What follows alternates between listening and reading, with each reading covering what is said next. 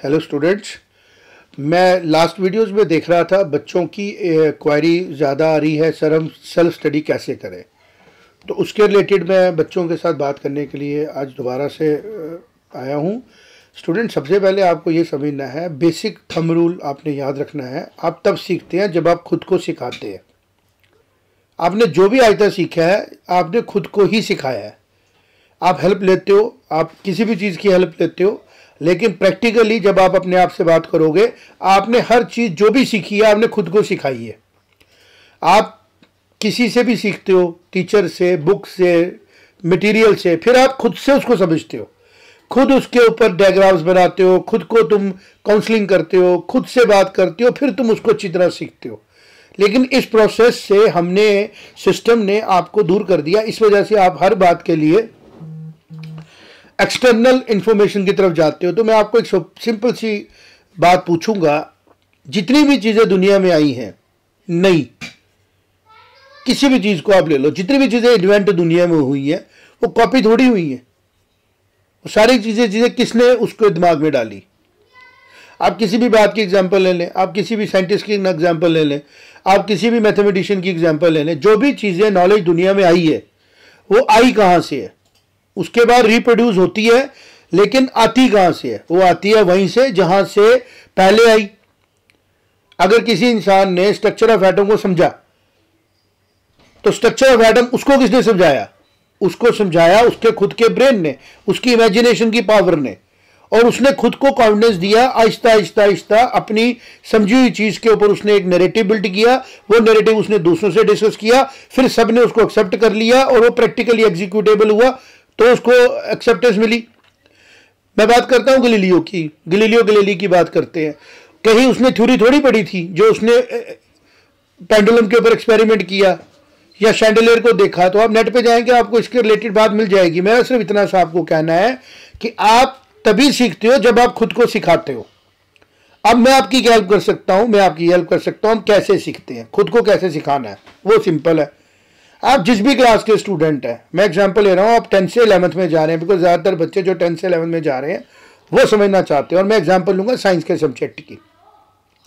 आपका पहला चैप्टर है एलिमेंट्री मैथ्स, फिजिक्स में, और उसके साथ दूसरा उसके साथ एसोसिएटेड चैप्टर है फिजिकल वर्ल्ड। जब आप पहला पेज खोलेंगे एनसीईआरटी की किताब का या किसी भी रेफरेंस किताब का, या आप कोई वीडियो में देखेंगे, आपको पता लगेगा क्या कंटेंट इसमें डिस्कस होने वाला है। तो एलिमेंट्री मैथ में जितना मैथ आपने 10th तक सीखा है उसकी रिवीजन होनी है, प्लस थोड़ा सा मैथ जो आपको फिजिक्स में चाहिए होगा, जो कि आपने 2 साल के बाद सीखना है या 2 साल के प्रोसेस में सीखना है, वो उसमें इंट्रोड्यूस होता है। डिफरेंशिएशन होती है, इंटीग्रेशन होती है। अगर आप इस किताब को आज भी घर पे बैठ के खोलें, लॉकडाउन चल रहा है, आप खोलो इस बुक को, और जितना आपको उसमें अंडरस्टैंड होता है, सपोज करो आपको 10 चीजों में से एक चीज अंडरस्टैंड होती है, तो एक आपको खुद अंडरस्टैंड हुई, दूसरी आप करने में दिक्कत आ रही है, आप थोड़ा और काउंसलिंग करो अपनी, थोड़ा और अपने से क्वेश्चन पूछो कि मैं किस क्लास के कंसेप्ट में फंस रहा हूं। मैं 9th में फंस रहा हूं, मैं 8th में फंस रहा हूं, मैं 6th में फंस रहा हूं। आप डिवाइड करते जाओ अपने 10 को। हो सकता है आप 4th के बाद की जो आपका मैथमेटिक्स है उसमें कॉन्फिडेंट नहीं है, और अब आपको वो दिक्कत आ रही है 11th में आके जब आप आए हो।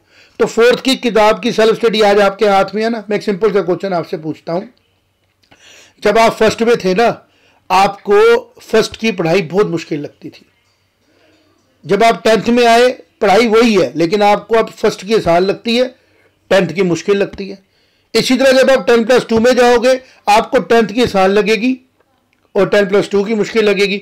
इसमें राज ये है कि अगर उस टाइम आपको 4th का मैथ मुश्किल लगता था, आपको 1 साल लगा उसको सीखने में, लेकिन प्रॉब्लम अगर उस कंसेप्ट में रह गई है, तो आज अगर आप उसको रिवाइज करोगे अलर्ट होके, आप 2 दिन में पूरे 4th का मैथ रिवाइज कर लोगे।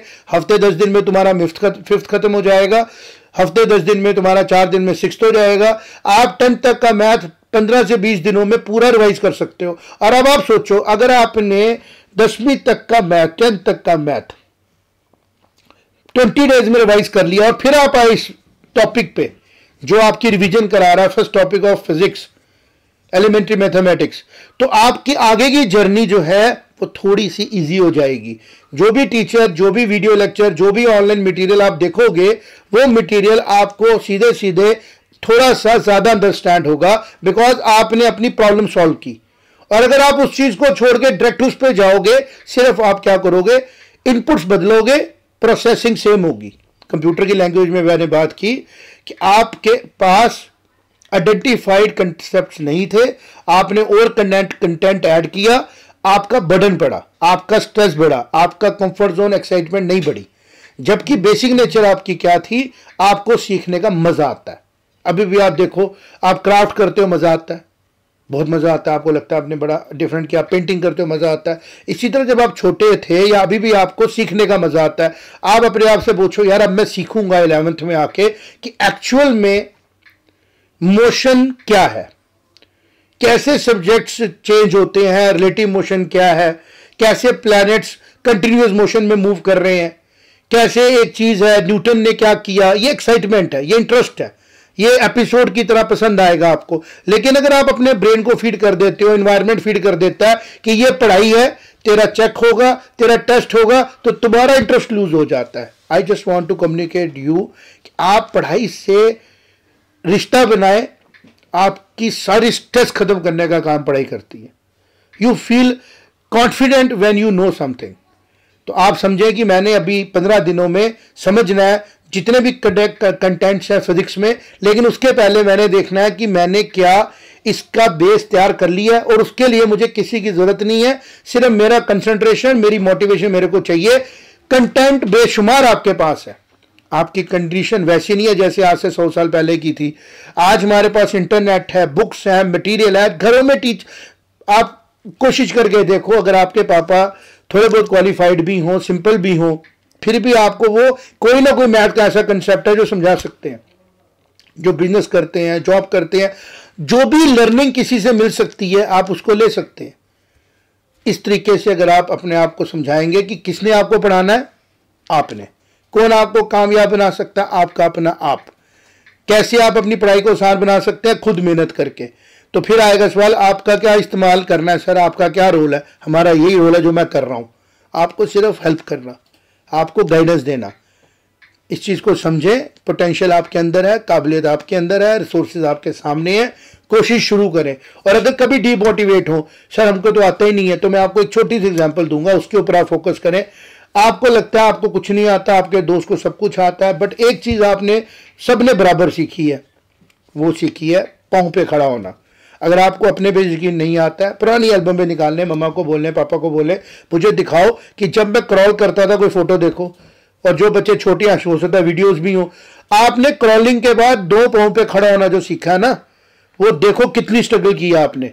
आपको ना बोन्स स्ट्रांग थी आपकी कि वो आपको खड़ा कर देती एकदम, ना आपको बैलेंस करना आता था, ना आपको उसके पहले खड़े होने की आदत थी। सिर्फ क्या हुआ, आप जब गिर रहे थे आपके अंदर ख्वाहिश थी मैंने खड़े होना, क्योंकि आप लोगों को खड़ा देख रहे थे, आप किसी की हेल्प नहीं ले रहे थे, कभी टेबल को, कभी किसी को। पता नहीं कितने महीने लगे होंगे आपको एक बार खड़े होने में, और जब आप खड़े होंगे सबने क्लैपिंग की होगी, लेकिन वो खड़े कौन कर रहा था आपको, आपके अंदर की मोटिवेशन कि आपने खड़े होना है। आप किसी को इल्जाम नहीं दे रहे थे कि पापा मुझे वॉकर नहीं लेके दे रहे, मुझे टेबल नहीं लेके दे रहे, मैं क्यों खड़ा नहीं हो रहा हूं। आप खड़ा होना चाहते थे, आप खड़े हो गए, और आपके अंदर इतनी कैपेसिटी है कि हजारों बार गिरे होंगे आप, और फिर आप मोटिवेट होकर खड़े हो रहे थे। पढ़ाई के लिए तो आपको इतना गिरना ही नहीं है, इतना लूज ही नहीं करना। 8, 10, 20 बार रिवीजन करो, आपको लगेगा कि यार मुझे जरूरत ही नहीं थी किसी भी एक्सटर्नल एनर्जी की, एक्सटर्नल सोर्स की, मैं तो ये खुद ही पढ़ लेता था। 2-3 बार रिवाइज किया, 3-4 बार ऊपर नीचे किया, कंटेंट दोबारा किया, 4 से 1 सवाल अपने आप से पूछे, उसके आंसर ढूंढे, घंटों का मिनटों का पता नहीं लगेगा आपको, और आपको एक नई दुनिया दिखेगी। पढ़ाई ये थी। इन्हीं वर्ड्स के साथ, इन्हीं थॉट्स के साथ मैं आपसे टाइम लेता हूं। आप अपनी सेल्फ स्टडी को अपने हिसाब से करना शुरू करो, और जो भी आपका क्वेरी हो स्पेसिफिक आप मुझे इसमें नीचे लिख दो, मैं उसके अकॉर्डिंगली वीडियो बनाऊंगा। जो बच्चे 10th से 11th में जा रहे हैं, फिर उनको बोलूंगा जो सब्जेक्ट आपने चूज किया उसकी पूरी हिस्ट्री तक जाओ कि पिछले 10 सालों में वो सब्जेक्ट मैंने कितना स्टडी किया है और आगे का सिलेबस कितना कनेक्ट करता है, ताकि जो बीच का गैप आ रहा है वो इन दिनों में आप बहुत अच्छे से कर पाए।